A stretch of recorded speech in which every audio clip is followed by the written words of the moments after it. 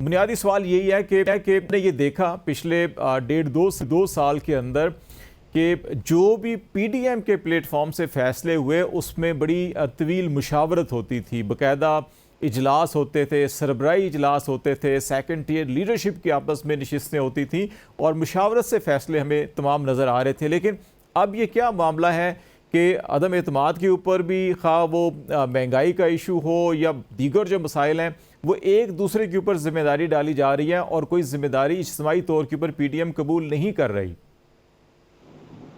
देखिए, बात यह है कि पीडीएम जो इत्तेहाद था उस इत्तेहाद में एक बात मैं क्लियर कर दूं कि पीडीएम बना था जब पीपल्स पार्टी ने एक ऑल पार्टीज रखी थी और उस ऑल पार्टीज के बाद एक पीडीएम का इत्तेहाद बना जिसके सरबराह मौलाना साहब को बनाया गया और जिसके सेक्रेटरी जनरल शाहिद खाकान अब्बासी थे। कुछ अरसे बाद जिसमें राजा परवेज अशरफ साहब वाइस प्रेसिडेंट थे और इसी तरह पीपल्स पार्टी के साथी भी थे उसमें। तो कुछ अरसे बाद हमने कुछ डिसीजन ऐसे लिए जिसमें एक डिसीजन ये था कि हम अपने तमाम जो मेंबरान कौमी और सूबाई असम्बली हैं वो अपने अपने ओहदों से इस्तीफे दे देंगे। ये वो इशू था जिस पे पीडीएम में बहस हुई, बहस मुबाहिसे के बाद इस पे सबने एग्री भी किया कि ये ठीक है। और फिर जब वो टाइम आया जब हमने कहा कि हम एक जुलूस की शक्ल में एक मिलियन मार्च की शक्ल में इस्लामाबाद आएंगे और फिर यहाँ बैठ के ये कदम उठाएंगे, तो उस पे पीपल्स पार्टी ने जब हम फाइनल उस तय कर रहे थे ये मिलियन मार्च, तो पीपल्स पार्टी ने पीडीएम छोड़ने का ऐलान कर दिया। तो उस वक्त सूरत हाल थोड़ी सी खराब हुई। उसके बाद पीडीएम से पीपल्स पार्टी भी बाहर चलेगी, एएनपी भी बाहर चलेगी और उसके बाद ये दोनों पार्टियां पीडीएम से बाहर थी, पीडीएम का हिस्सा नहीं थी। पहली बात तो मैं ये क्लियर कर दूं कि ये सूरत हाल। दूसरी बात यह है कि जमीयत उलमा का पहले दिन से ये मौक़िफ़ था, 2018 के इंतखाबात हुए, जमीयत उलमा इस्लाम का उसी दिन से मौक़िफ़ था कि ये असम्बलियाँ जाली हैं, इन असम्बलियों में बैठने का कोई फ़ायदा नहीं है, हम सब मिलके इन असम्बलियों से बाहर निकल जाएं, इस्तीफे दे दें। ये हमारा मौक़िफ़ था जिसको सब तस्लीम कर रहे थे। लेकिन फिर सब साथियों ने ये कहा कि नहीं, अभी कुछ अर्सा इनको चलने दें, ये जो कुछ कर रहे हैं इनके पास ना कोई टीम है, ना संभाल सकते हैं, ये नुकसानात में जाएंगे।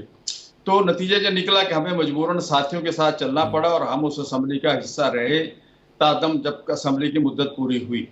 जहाँ तक आपके उस सवाल की बात आ रही है कि जी अदम एतमाद, तो अदम एतमाद की जो तहरीक थी उस वक्त हमारा मौक़िफ़ यही था कि हम इस्तीफे दे दें और ये हुकूमत से निकल जाएं।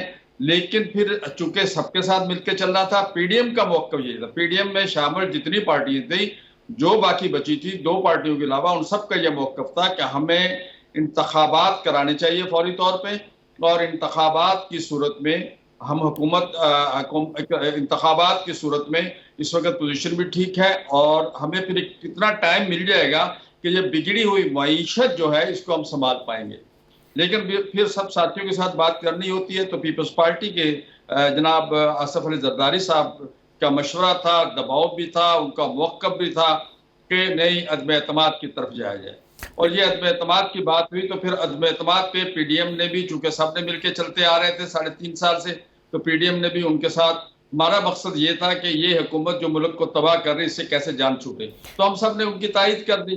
और ये बात मौलाना साहब ने एक दफा नहीं कही, मुतअद्दिद बार पहले भी की है। लेकिन मुझे नहीं पता कि उस दिन ये लाहौर में हम गपशप के मूड में बैठे थे साथियों के साथ, ये पुरानी बात थी, 2 साल पहले की बात किसी दोस्त ने छेड़ी, तो उसमें मौलाना साहब ने ये बात दोहराई और ये बात पहले वो कई दफा कह चुके हैं। साहब एक और चीज बताएं। दफा पीपल्स पार्टी इस पे सीख पा हो गई, पीपल्स पार्टी की समझ नहीं है कि सीख पा होने की वजह क्या है। तो ये बात तो पहले दिन से हम कह रहे हैं, और ये पीडीएम का मौक़िफ़ था, किसी सिर्फ मौलाना फजल का मौक़िफ़ नहीं था। एक चीज और गौरी साहब ये पूछना चाहूंगा कि बुनियादी मकसद आपका ये था कि पीटीआई की हुकूमत को ख़त्म किया जाए, अवाम से रजू किया जाए ताकि मुल्क को पीटीआई की हुकूमत से जान छुड़ाई जाए। तो जब अदम एतमाद पेश हुई और फिर जो डिप्टी स्पीकर ने उस वक्त रूलिंग दी और प्रेसिडेंट ने असम्बलियाँ तहलील करके इलेक्शन अनाउंस कर दिया, तो फिर क्या वजह थी? बुनियादी मकसद तो यही था कि हुकूमत का खात्मा और अवाम से रजू किया जाए ताकि फ्रेश मैंडेट के साथ आएँ। तो फिर बुनियादी वजह क्या बनी कि सुप्रीम कोर्ट भी कह रही थी कि इलेक्शन अनाउंस हो चुके हैं, इलेक्शन की तरफ जाएँ, लेकिन वहाँ पर फिर अगेन पीएमएलएन और पीपल्स पार्टी का जो मौक़िफ़ था वो यही था कि नहीं, हमें कुछ वक्त चाहिए। वो वक्त हासिल करते करते फिर ये पूरी असम्बली की मुद्दत भी पूरी हो गई, लेकिन जो महंगाई पहले 12% थी वो अब 30% पे चली गई है। तो वो बुनियादी नुकता क्या था जिसकी वजह से जो असल मकसद से हटकर फिर दोबारा हुकूमत की तरफ आना पड़ा?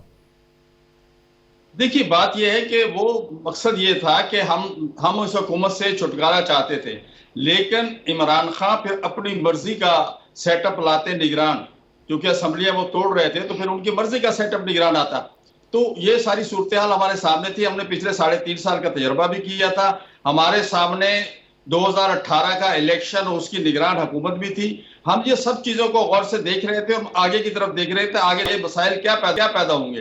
तो यही वजह है कि हमने फिर सोचा कि इसमें कुछ अर्सा इनको अदम एतमाद से अलहदा का एक आईनी रास्ता था। सबने ये भी एक बात आई कि अगर इस तरह से जलसे जुलूसों से और धरनों से अगर हम हुकूमत खत्म करने लगे, तो फिर ये हम सब एक दूसरे के साथ ये एक सिलसिला बन जाएगा और एक दूसरे के साथ यही तरीकाकार अख्तियार करेंगे। तो फिर सबने ये तय किया कि ऐसे करते अदम एतमाद से जो आईनी तरीका है, इस हुकूमत को फारिग करते हैं। उसके बाद जो नई हमारी हुकूमत आएगी, वो हुकूमत आने के बाद इसको इंतखाबात की तरफ हम असम्बलियां तोड़ेंगे और इंतखाबात की तरफ चले जाएंगे।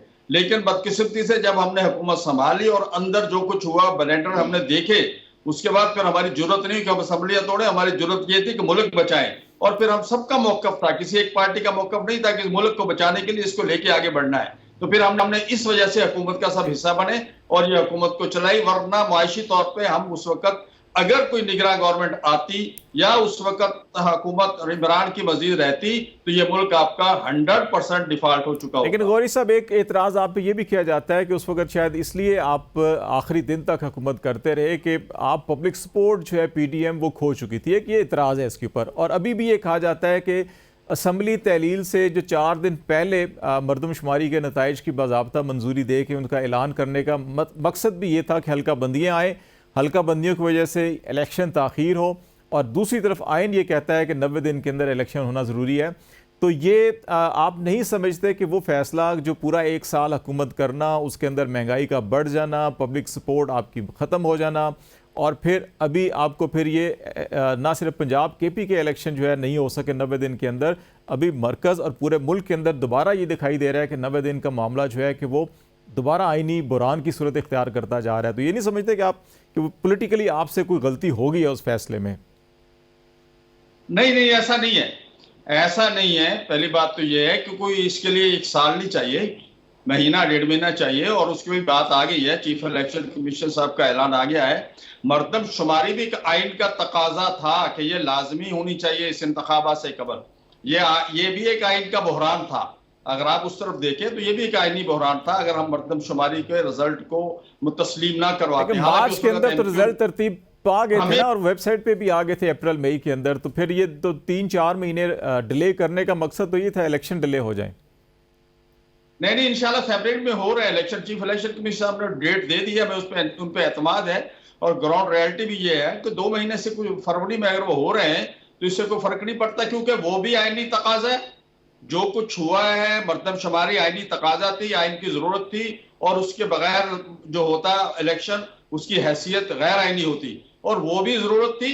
और ये भी जरूरत है कि उसके बाद जो इस वक्त हो रही है अपना हल्का बंदियां, वो भी उस मरदमशुमारी के बाद एक आईनी जरूरत है।